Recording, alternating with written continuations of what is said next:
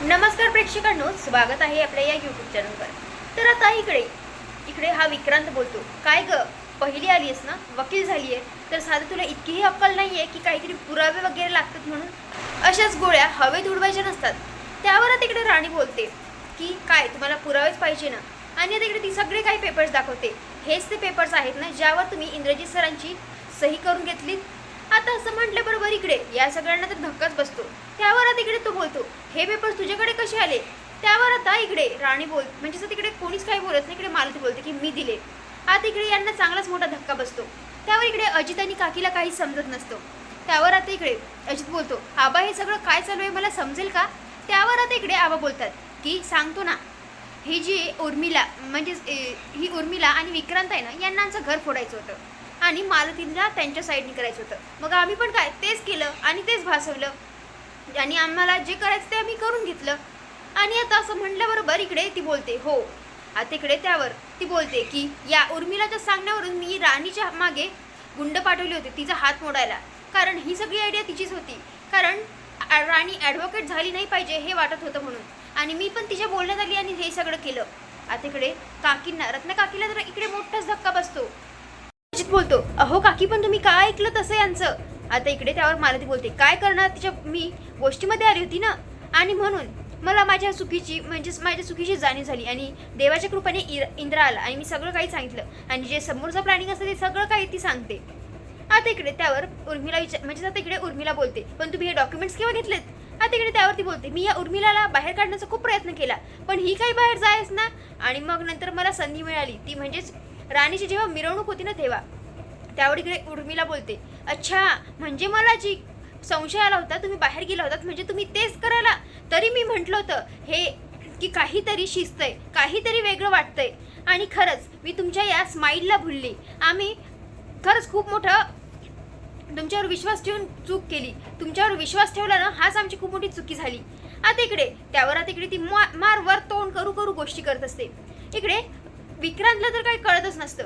आता इकडे त्यावर तो बोलतो, ए राणी तुला काय वाटतंय, एक लक्षात ठेव, तुला असं वाटत असेल पण तुझ्यासारखे ना असे 10 वकील मी माझ्या खिशात घेऊन हिंडतो.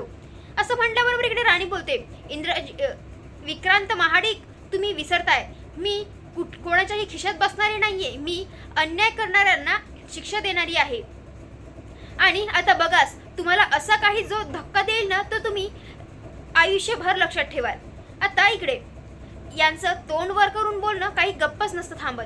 आता हे बघून इकडे काकी येतात, रत्ना काकी, आणि बोलतात की विक्रांत गप्पा बस, हे काय चाललंय तुझं. अरे तुझी म्हणजे तू इतक्या खालच्या थराला जाईल, तुला लाज कशी वाटली नाही. आणि काय ग उर्मिला, तुला काहीच वाटलं नाही, तुझी इतकी कशी मिजाल गेली ग, तिच्या म्हणजेच हात वगैरे तोडण्यापर्यंत गेली. अगर तुम्हाला काही समजतंय का नाही. आता इकडे त्यावर विक्रांत आणि उर्मिला आता हे दोघंही तिकडे इलाच गप्पा बसवतात.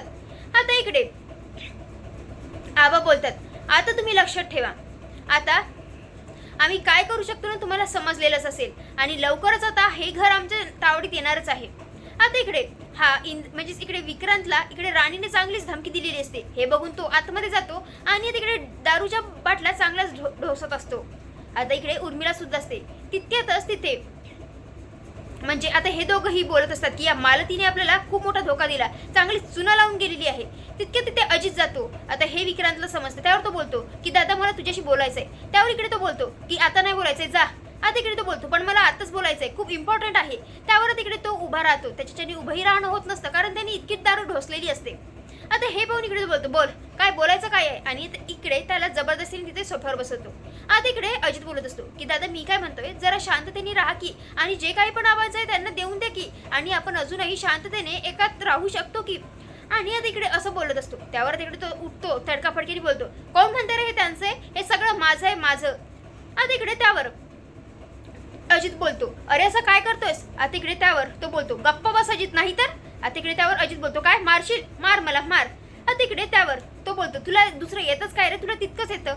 आता इकडे त्यावर विक्रांत बोलतो, गप्पा बसायचं, जर तुला वेळेतच चाप दिला असता ना इतका आज तू शप्पारलाच नसता. त्यावर आता इकडे तो बोलतो, तुला दुसरं काय येतं रे, तुला इतकंच येतं. आता इकडे त्यावर विक्रांत बोलतो, स्वतःला 1 रुपया कमवायची अक्कल नाहीये आणि दुसऱ्याला चालला शिकवायला. त्यावर इकडे अजित बोलतो, हे सगळं कोणाला सांगतोय रे, आणि भलेही मला येत नसेल पण तुझ्यासारखं दुसऱ्यांचं लुबाडायचं तर येत नाही ना. आणि दुसऱ्यांचं लुबाड तुला इतकंच येतं, दुसऱ्यांचं कसं हडपून घ्यायचं. अरे मी तर असं करत नाही ना. आणि जे काही त्यांच्या महिन्याचे तीस आहे ते देऊन दे की. आता इकडे अजित त्याला चांगलं सुनावत असतो. आता हे पाहून इकडे तो बोलतो, आता थांब, आता तू काही ऐकणार नाही, आणि लगेच असतो त्याचा गळा दाबत असतो. आता तितके तिकडे रत्ना येते आणि त्या दोघांनाही वेगळं करताना बोलते, हे तुमचं काय झालंय, आज तुमची एकमेकांना मारण्याची इतकी हिंमत झालीये. त्यावर विक्रांत बोलतो, हा मागच्या वेळेस माझ्यावर हात उचलला होता तेव्हा कुठे गेली होतीस ग तू. त्यावर आता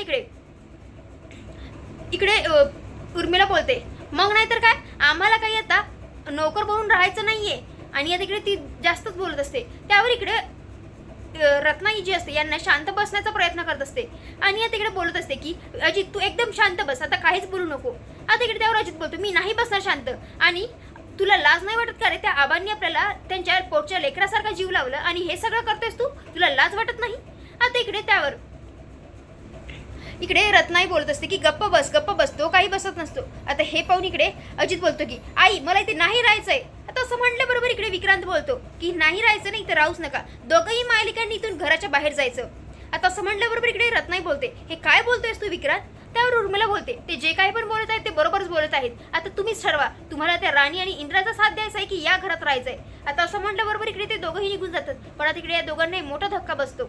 तर आता इकडे मालती आणि राणी छानपैकी दोघी मिळून स्वयंपाक बनवत असतात. हे सगळं इंद्रा आणि आबा बघतात. आता हे बघून इकडे त्यांना खूप खुशी वाटत असते आणि बोलत असते, वाह काय दिवस आलाय, वाटलं नव्हतं हा दिवस बघायला मिळेल. आता इकडे यांची तारीफ वगैरे चालू असते.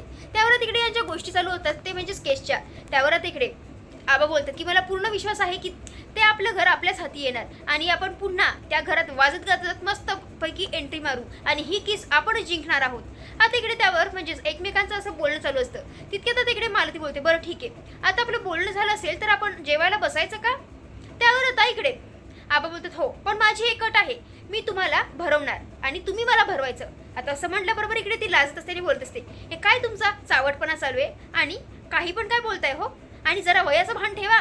त्यावर आता इकडे आबा बोलतात, तुम्ही झाला असाल म्हातारे, मी तरुणच आहे, आता तुम्ही तुमचं बघा काय करायचं ते. आता इकडे मालती खूपच लाजत असते. आता हे बघून इकडे इंद्रा आणि राणी दोघंही हसत असतात. आता इकडे यांचं असं चावटपणा तर चालू असतं, पण इकडे आबा काही गप्प बसत नसतात आणि आता इकडे ते मस्तच इकडे मराठी पिक्चरचे गाणी बोलत असतात. इकडे इंद्रा सुद्धा.